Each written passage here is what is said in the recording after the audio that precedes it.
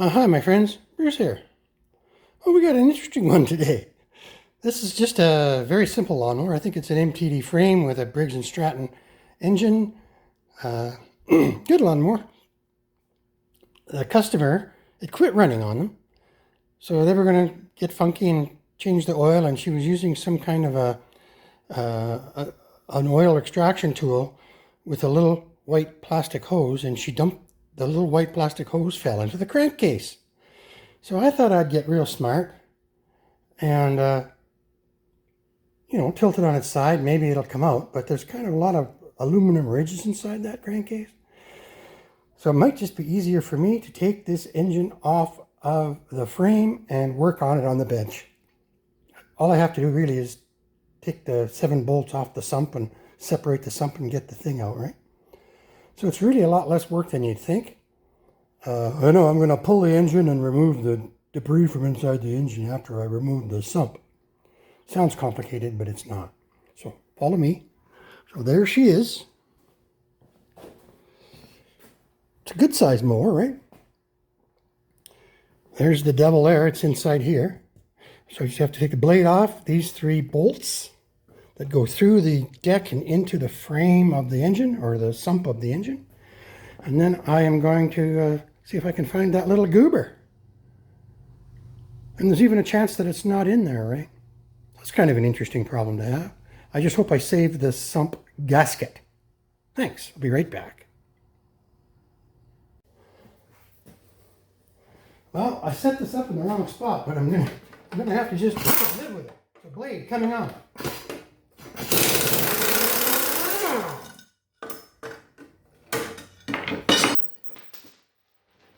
I'm going to change the socket to a 1/2 inch, which is rolling away.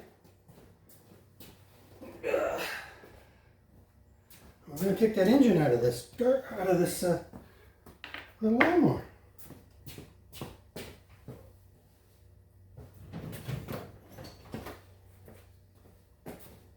I'm just going to disconnect the brake cable here.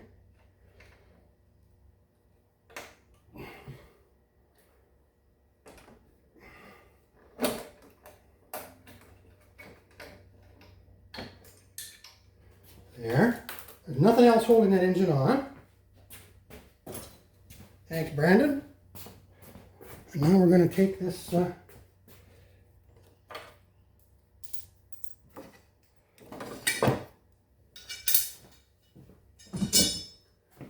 engine out of here.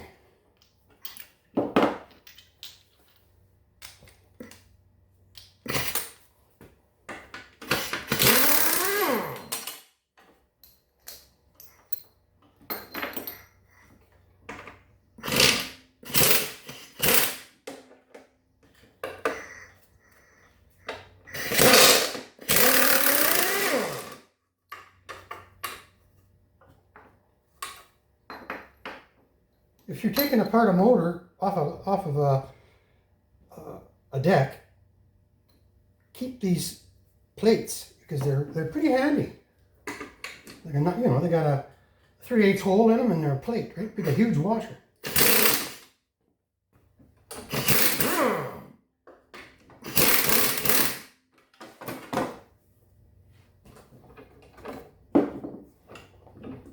Okay, I'm holding it by the shaft.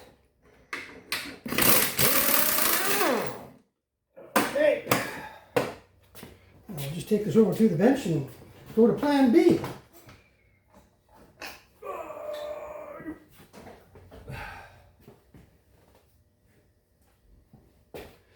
Excellent.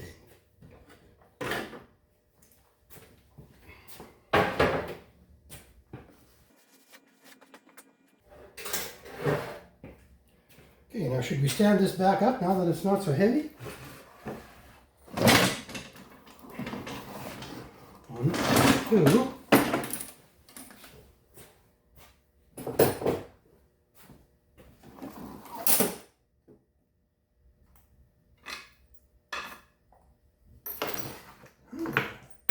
There's no plate there. Yeah, there's no plate on the 3rd one. Oh well. Good.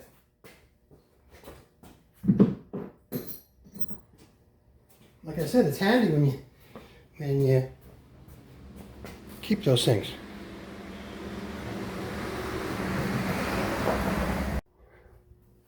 All right, folks, got the little engine off the deck. And before I take anything apart, I'm still trying to see if I can fish that little piece of plastic out of here.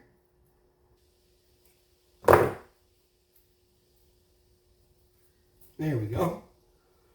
That'll work. I'm just going to rattle this wire around in here for a little while. Yeah, so here's the input of the oil. You just never know, right?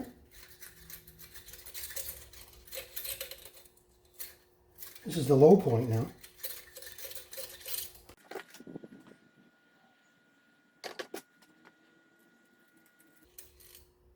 I don't think this is going to work.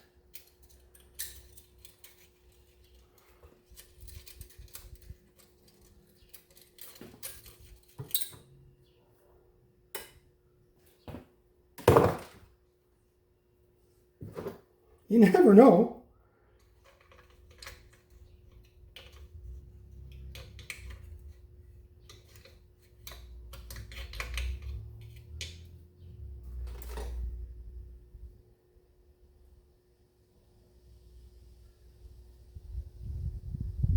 I don't think my luck's going to be any good. So I'm going to take him outside and blow the sawdust off of him, or the, the dandelion fluffs, etc.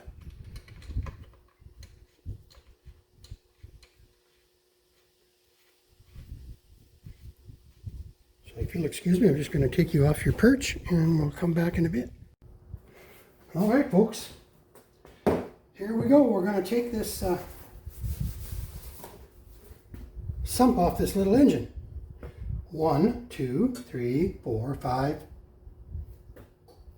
Looks like 6, 7. I thought there were 7. So let's do it. 1, 2, 3, 4, 5, 6, 7. Now, you see these other 3? That's the 3 that held the engine onto the deck, right there. There, there, and there. So now we just have to be really careful and hope to preserve the gasket. Although I'll probably still use a tiny bit of gasket maker even if we're successful at that. I might have to sand it more. But anyway, let's go. It's coming. I'm going to get some sandpaper just even before we get going here.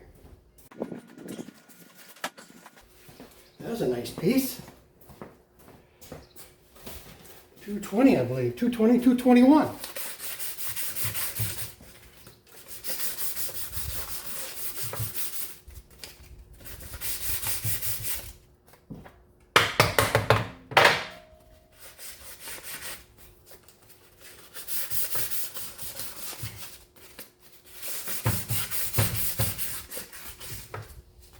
All right, let's see what we got. Oh, bolt came out, that's all. Doo, doo, doo, doo. Yes! No! Okay. Well, I'll be. Okay, got 4 bolts here.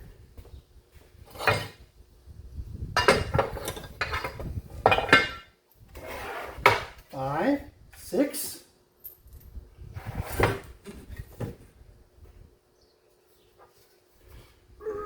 7.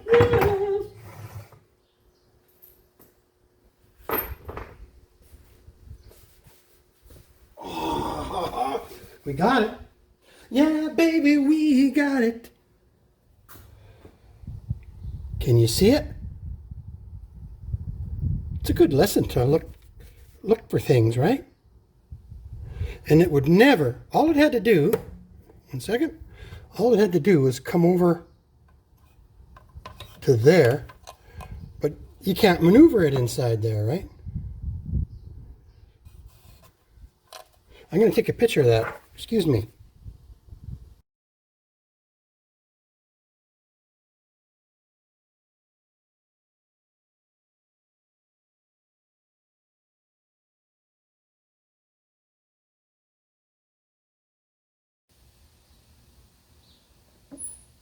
So there we are, folks.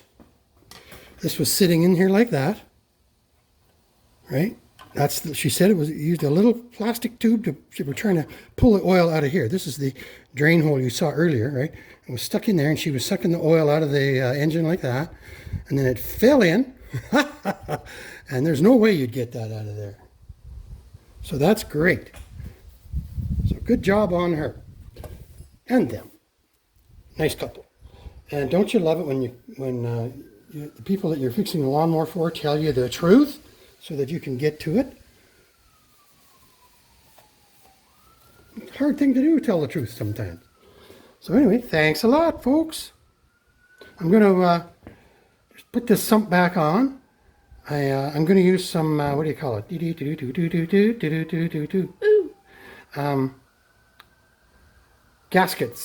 Gasket maker to put that back on. I'm going to use the existing gasket because it's not rocket science, and all you got to do is keep the bead clean, and we'll do it. Thanks a lot. Bye. Okay, I'm guilty, but you did say me take it apart. All I did was put it back together again with some gray gasket adhesive, and now it's on the lawnmower. And I was just going to, what am I going to do here now? Sharpen the blade before I put this back up. So yes, I just bolted it down with those 3 bolts with the weird shaped washer, and now it's just the blade and the blade adapter. I'll just show you that, I guess. Yes, so those guys right there, and then the blade adapter after I sharpen the lawnmower. And I'm going to just scrape a little bit of this grass out of here while I'm at it. Woo, walking around.